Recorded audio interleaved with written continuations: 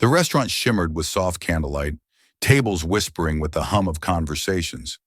At the center, a tall man in a gray suit sat alone, tracing the rim of his glass, a CEO pretending to belong. Across the room, a waitress dropped a spoon, and for a moment their eyes met, hers tired but kind, his weary yet curious. When she smiled apologetically, something in him shifted, as if he'd seen that smile once, long ago. He didn't know this wasn't going to be his friend's date anymore.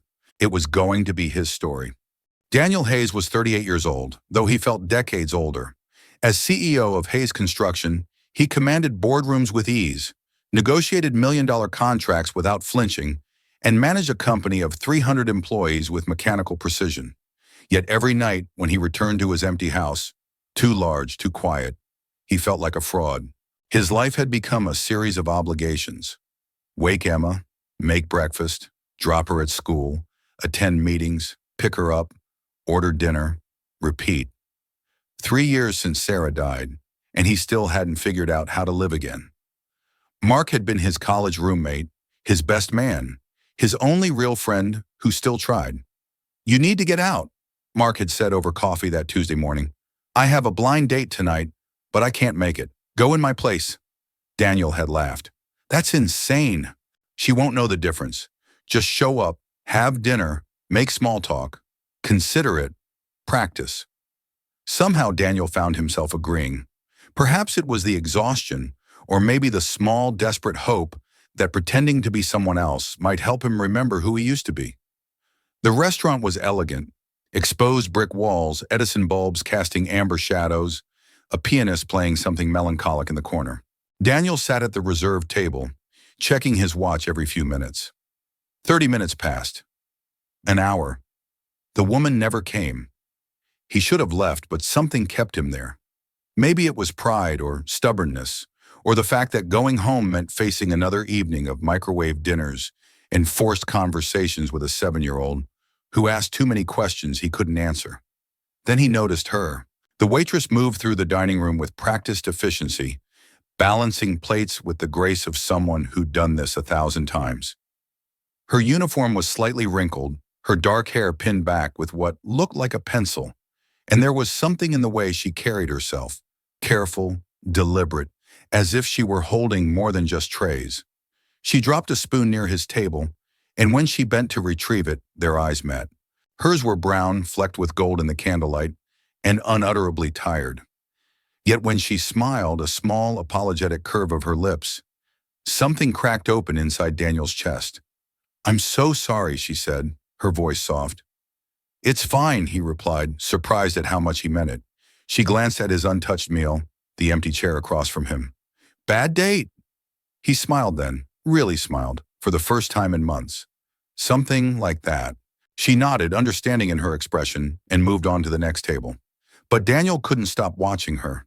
The way she listened to customers with genuine attention, how she remembered orders without writing them down, the kindness in her eyes even when exhaustion clearly pulled at her shoulders. When she brought his check, she'd wrapped his leftover dinner carefully. "In case you're hungry later," she said simply. Daniel looked down at the package, then back at her. "Thank you. Ma fille." "Lily," she offered. "Thank you, Lily. I'm Daniel." Something passed between them in that moment. Recognition, perhaps, or the beginning of understanding. Two people, strangers in their loneliness, seeing each other clearly for the first time. Outside, rain began to fall against the windows, and Daniel didn't want to leave. The storm came suddenly, turning the streets into rushing rivers. Daniel stood at the restaurant entrance, watching the deluge, his car somewhere in a parking garage 3 blocks away. The last customers had left, hurried and hunched beneath inadequate umbrellas. "You'll catch pneumonia out there," Lily said from behind him. She'd changed out of her uniform into jeans and a faded sweater, her hair now loose around her shoulders. "The manager lives upstairs. He lets staff wait out storms in the back. There's tea." Daniel should have declined, should have called a car service, gotten wet, gone home. Instead, he heard himself say, "Tea sounds perfect." The staff room was small, a worn couch, a rickety table, a kettle that whistled like a wounded bird. Lily made tea with the efficiency of someone who'd done it 1,000,000 times, 2 chipped mugs, no ceremony. They sat across from each other, rain drumming against the single window, and the silence felt surprisingly comfortable. "So," Lily said finally, "who stood you up?" Daniel laughed, surprising himself again. "Actually, I was standing in for a friend. He was supposed to meet someone, couldn't make it, asked me to go instead. I'm still not sure why I agreed. That's the strangest thing I've heard all week." She smiled over her mug. "Did you at least enjoy the food?" "I don't remember tasting it, honestly. I was too busy trying to figure out why I was there." "And did you figure it out?" He looked at her then, really looked. There were shadows beneath her eyes, worry lines at the corners of her mouth, but also strength, the kind that comes from carrying weight no one else can see. "I think I'm starting to." Lily set down her cup, fingers tracing the rim. "I work 2 jobs," she said suddenly, as if the words had been waiting. "Here and mornings at a bakery on 5th. My younger brother, Tommy, he's 15. I've been taking care of him since our parents died 2 years ago. Car accident. One moment they were there, the next." She stopped, swallowed. "Sorry, you don't need to hear this." "I do," Daniel said quietly. "I mean, I want to. If you want to talk." Something shifted in her expression. Surprise, maybe relief. "Most people don't. They say they're sorry, then change the subject as fast as possible. Like grief is contagious. It feels that way sometimes." Daniel wrapped both hands around his mug, feeling the warmth seep into his palms. "My wife, Sarah, died 3 years ago. Cancer. It was fast. 6 months from diagnosis to..." She was 35. "We have a daughter, Emma. She was 4 when it happened." "I'm sorry," Lily whispered. "Thank you." He smiled sadly. "People say it gets easier. I'm still waiting for that part." "Me too." They sat in companionable silence, rain filling the spaces between words. Outside, the city blurred into watercolor streaks of light and shadow. Inside, 2 strangers, who understood each other's grief, shared tea in a back room that smelled faintly of coffee grounds and old wood. "Do you ever feel," Lily asked softly, "like you're just going through the motions? Like you're watching yourself live instead of actually living?" Daniel nodded. "Every single day, wake up, get Emma ready, go to work, come home, repeat. I love my daughter more than anything, but sometimes I look at her and realize I don't know how to teach her to be happy when I've forgotten how myself."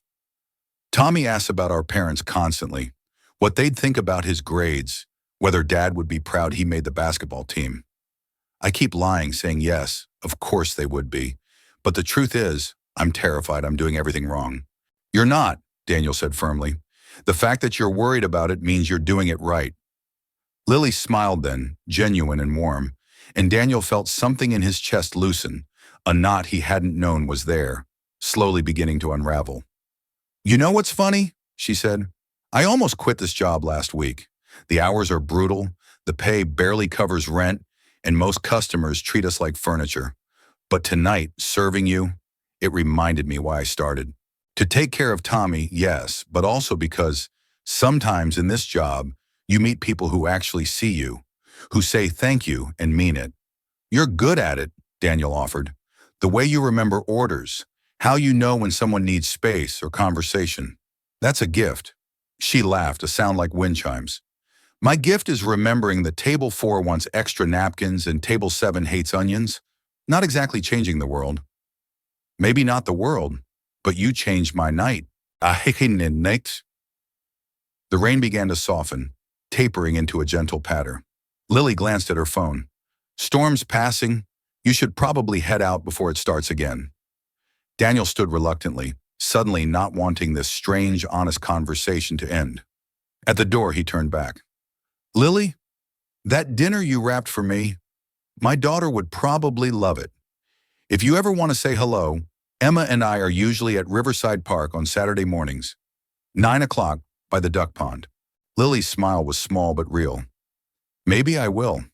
He walked into the wet night, the wrapped dinner under his arm, and didn't feel quite so alone anymore. Saturday came, and Daniel almost convinced himself she wouldn't show. Emma fed the ducks enthusiastically, scattering bread with the unself-conscious joy only 7-year-olds possess, while he sat on a bench pretending to read emails on his phone. Then Lily appeared, walking up the path in sneakers and a jacket too thin for the autumn chill, carrying a paper bag. "Hi," she said simply. "You came," Daniel replied, perhaps too eagerly. Emma turned, curiosity bright in her eyes. "Daddy, who's that?" "Emma, this is Lily. She's a friend." "Lily, my daughter Emma." "Nice to meet you, Emma." Lily crouched down to Emma's level.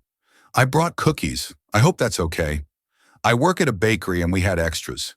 Emma's eyes widened. "Chocolate chip?" "With sea salt. My secret recipe."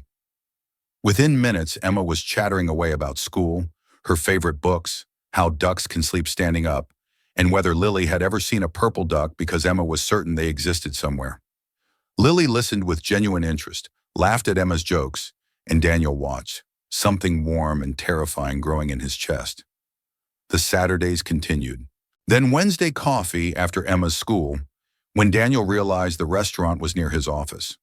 Then Sunday brunch when Lily had a rare day off. Gradually, carefully, their lives began to weave together. Mark noticed immediately. "You're seeing someone," he announced over lunch one Thursday, grinning. "You've been smiling at your phone like a teenager. Who is she?" Daniel hesitated. "Remember that blind date you set up? I met someone that night. Her name's Lily. The woman I was supposed to meet?" "No, the waitress." Mark's smile faltered. "The waitress?" "Yes." "Dan," Mark set down his fork carefully, "you're a CEO. You move in certain circles. I'm not saying there's anything wrong with her, but you know how people will talk. Your board, your investors. I don't care what they think. Maybe you should. You've built this company from nothing. You have Emma to think about. What happens when this, whatever it is, ends badly? What example does that set?" Daniel felt anger rise, hot and sharp. "What example am I setting now? That the only thing that matters is money and status? That you should be alone and miserable as long as you're successful? I'm just trying to protect you. I don't need protection. I need to figure out how to live again." They didn't speak for a week after that. Meanwhile, something happened at the restaurant. Daniel had stopped by after a late meeting, hoping to catch Lily before her shift ended. He arrived to find her in the kitchen, face flushed, arguing with the manager, a thin man with a permanent scowl named Richard. "You embarrassed me in front of a regular customer," Richard was saying. "He complained you were too familiar, made him uncomfortable. He grabbed my wrist when I was serving his drink," Lily replied, voice shaking but firm. "I pulled away and asked him not to do it again. That's not being familiar. That's setting boundaries. The customer is always right. Not when they're wrong. You're fired. Get your things." Daniel saw red. He stepped forward without thinking. "Excuse me." Richard turned, irritation flashing. "This is a private conversation. She didn't do anything wrong. I was here. I saw what happened. And who are you?" "A regular customer. And I'm telling you, if you fire her for defending herself, I'll make sure every business forum in this city knows exactly what kind of establishment you're running." Richard's face went pale. "Mr. Hayes, I didn't realize. Fire her and you'll regret it." Lily grabbed Daniel's arm. "Stop, please, I don't want this." Outside, the autumn air was sharp and cold. Lily walked fast, arms wrapped around herself, and Daniel followed. "You shouldn't have done that," she said, voice tight. "He was wrong. I don't want your charity, Daniel. I don't need to be rescued." It wasn't charity. It was standing up for what's right. She spun to face him, eyes bright with unshed tears. "You don't understand. I can't afford for you to fight my battles. What happens when you're not there? When the next Richard decides I'm too much trouble because I have a CEO making threats on my behalf? I need this job. I need every dollar to keep Tommy fed, in school, safe. Then let me help properly. My company has an in-house cafe. I can get you a position there.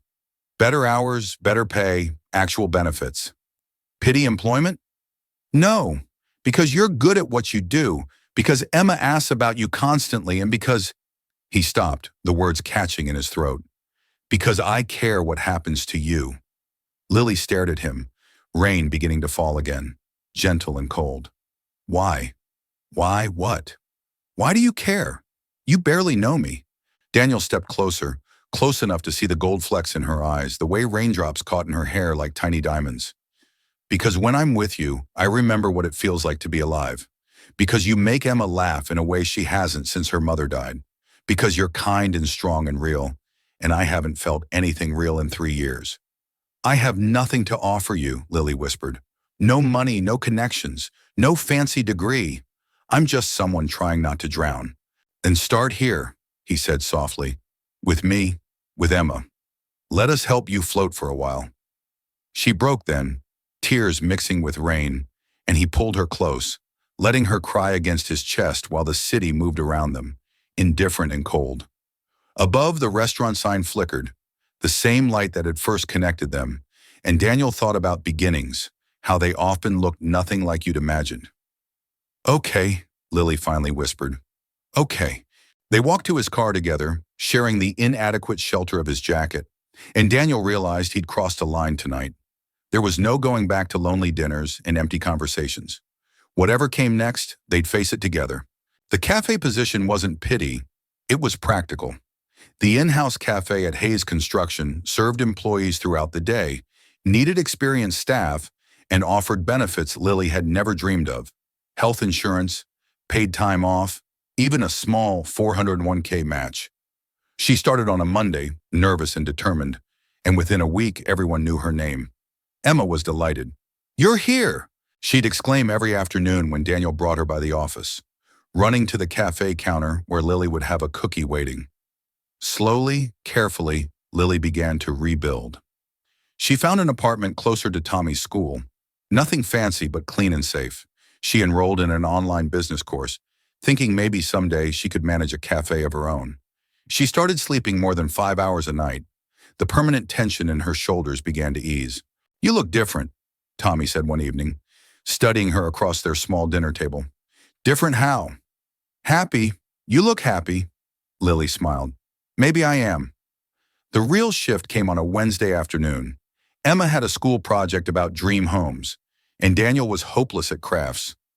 Lily offered to help, and they spent hours at Daniel's kitchen table with construction paper, glitter, and glue that got everywhere. "My mom used to make the best cookies," Emma said suddenly, carefully cutting out a paper window. "She'd bake on Sundays, and the whole house would smell like sugar and cinnamon. It made everything feel safe." Lily's hands stilled. "That sounds wonderful. Do you know how to make cookies?" "I do. Could you teach me? So the house can smell like her again?" Lily glanced up to find Daniel in the doorway, watching them, something raw and unguarded in his expression. She looked back at Emma, this brave little girl who'd lost so much and still found ways to hope. "Yes," Lily said softly. "I'd love to teach you." That Sunday they baked together. Emma measured flour with intense concentration, while Lily guided her hands, patient and gentle. Daniel watched from the kitchen island, coffee growing cold, marveling at how natural it all seemed. Lily's soft instructions, Emma's delighted giggles when she got butter on her nose, the way sunlight streamed through the windows and made everything golden. When the cookies came out, the house did smell like home. Emma ate 3 immediately, declaring them almost as good as Mom's, which Lily accepted as the highest compliment. Later, after Emma went to bed, Daniel and Lily sat on the back porch, the autumn night cool and star-scattered.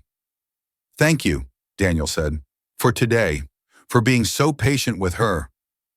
She's easy to be patient with. She's remarkable." "She is. Sometimes I look at her and can't believe Sarah and I made something so perfect." He paused. "I used to worry I was failing her, that she'd grow up sad and broken because I couldn't figure out how to be both parents. You're not failing her. She's loved and she knows it. That's what matters. She loves you too, you know. She talks about you constantly." "Lily said this. Lily thinks that. Last night she asked if you were going to be her new mom." Lily went very still. "What did you tell her?" "That it doesn't work quite that way. That these things take time and we have to see how everyone feels." He turned to look at her directly. "But I'll tell you what I wanted to say. I wanted to say yes. That if you're willing, if you want this, then yes, I'd like nothing more than for you to be part of this family." "Daniel," I love you, Lily. I didn't plan to. I wasn't looking for it. But somewhere between that first night in the restaurant and now, you became essential. You and Emma and Tommy. We could be a family, a strange patchwork family that doesn't make sense on paper, but makes perfect sense here. He pressed a hand over his heart. If you'll have us. Lily was crying but smiling too. I'm terrified. I've been alone so long, I don't know how to be part of something bigger. What if I mess it up?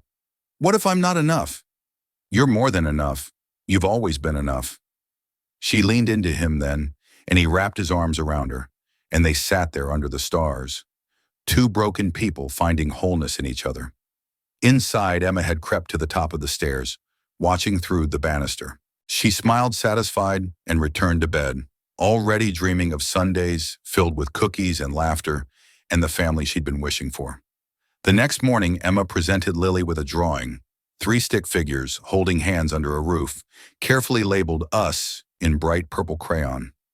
Lily held it like treasure, tears threatening again, and Emma hugged her fiercely. You can stay, right? Emma whispered. Forever? Lily looked at Daniel, then back at Emma. If you'll have me, yes. I'd like to stay.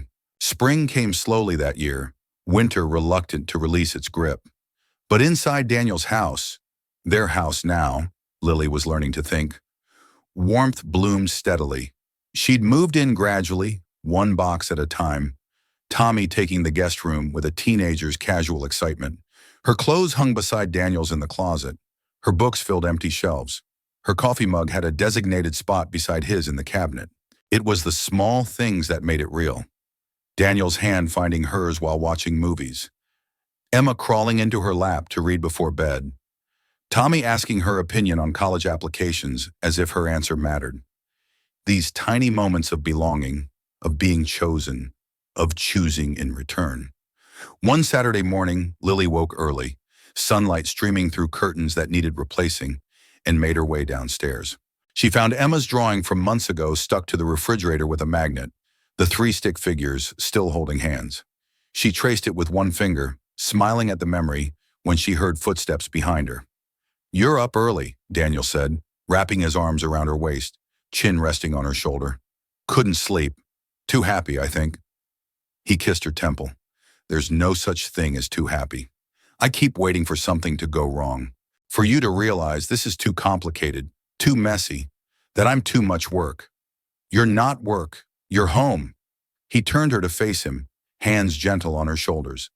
Lily, I know we've only been doing this a few months, but I need you to understand something. This isn't temporary for me. You're not a phase or a rebound or anything uncertain. You're the person I want to wake up beside for the rest of my life. You're the person I want Emma to call mom if she chooses to. You're it for me. Lily felt tears gather. I never thought I'd get this.